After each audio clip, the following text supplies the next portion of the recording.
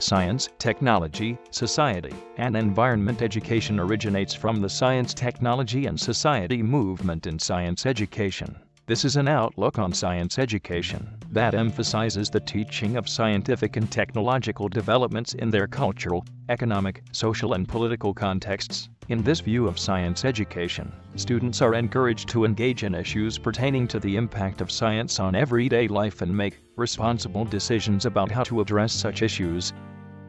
The STS movement has a long history in science education reform and embraces a wide range of theories about the intersection between science, technology, and society. Over the last 20 years, the work of Peter Fensham, the noted Australian science educator, is considered to have heavily contributed to reforms in science education. Fensham's efforts included giving greater prominence to STS in the school science curriculum. The key aim behind these efforts was to ensure the development of a broad-based science curriculum, embedded in the socio-political and cultural contexts in which it was formulated. From Fensham's point of view, this meant that students would engage with different viewpoints on issues concerning the impact of science and technology on everyday life. They would also understand the relevance of scientific discoveries, rather than just concentrate on learning scientific facts and theories that seem distant from their realities.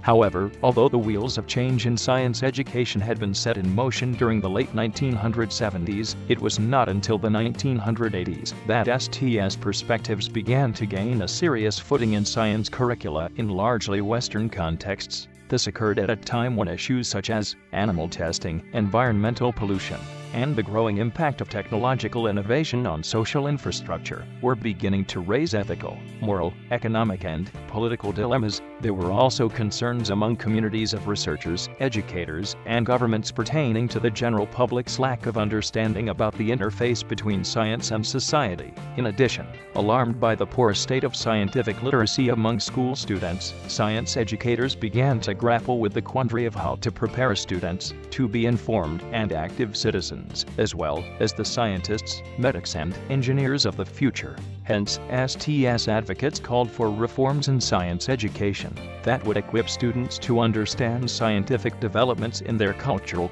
economic, political, and social contexts. This was considered important in making science accessible and meaningful to all students, and, most significantly, engaging them in real-world issues.